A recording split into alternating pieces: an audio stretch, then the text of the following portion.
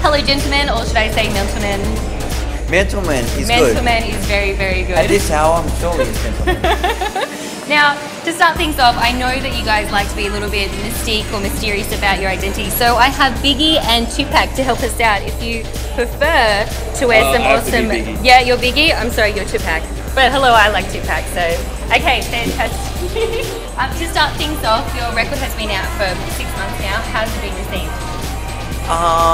Yeah, really good actually. Yeah, like everyone seems to have liked it. All of our people that like us seems to like our record. So I can't complain. Definitely, you know, it's all good. Definitely, 100%. You've been touring obviously across the world. Biggie, was it important for you to tour when your album was released, to come back to Australia to tour that album? Yes, absolutely, because it was released here first in December, and then it's still not released in the US. It's actually getting released in a couple of weeks, and the same in Europe. They're like a long way behind. So Dinmac's doing it for the US, and Universal's doing it for Europe. So we're about to go to America for a couple of months, so we spent like the summer here, and now we're getting a little bit of summer over there.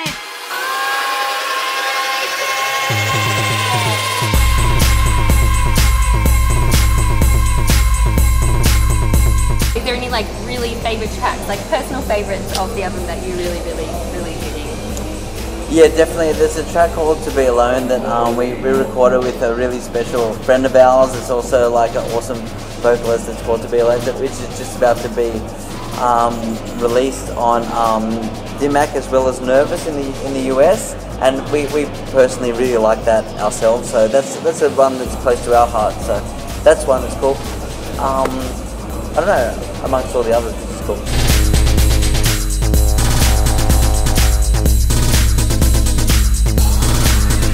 3, 2, 1. Can you also tell us about the creative process behind the track, and also how did you get to collaborate with the various artists on your record? I guess it was a long process, probably like over 2 years, especially for the track we did with Gurumul, which we played tonight. Yeah, it was like a case of writing a wish list of people we wanted to work with, and then getting our manager to approach them, or sometimes we approach them, or sometimes as friends. I don't know, like one of the tracks is my cousin singing.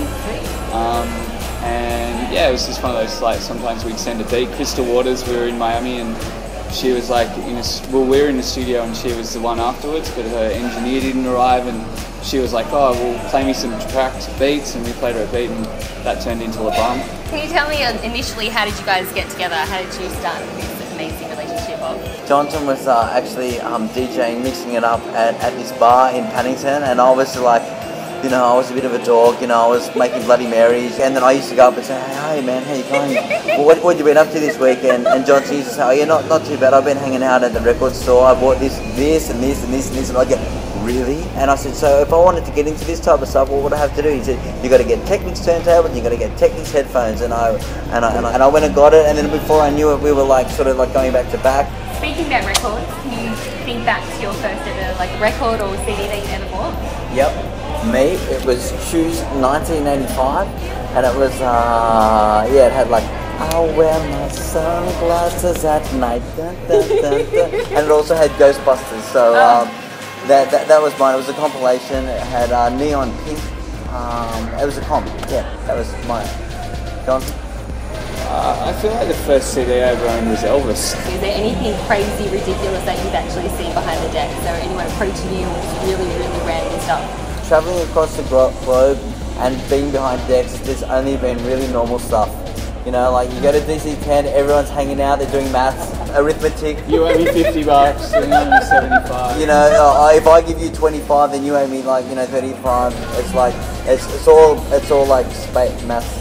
Do you have any inspiring words for, you know, aspiring artists out there who want to make it big? Anything out there? Words of wisdom? Big build-ups. And big EDM sings. No, don't do that. Do the opposite of that. Do what you love. We'd be silly if you didn't say do what you love. So do what you love. Thank you so much, guys. Thank you. Thank you so much.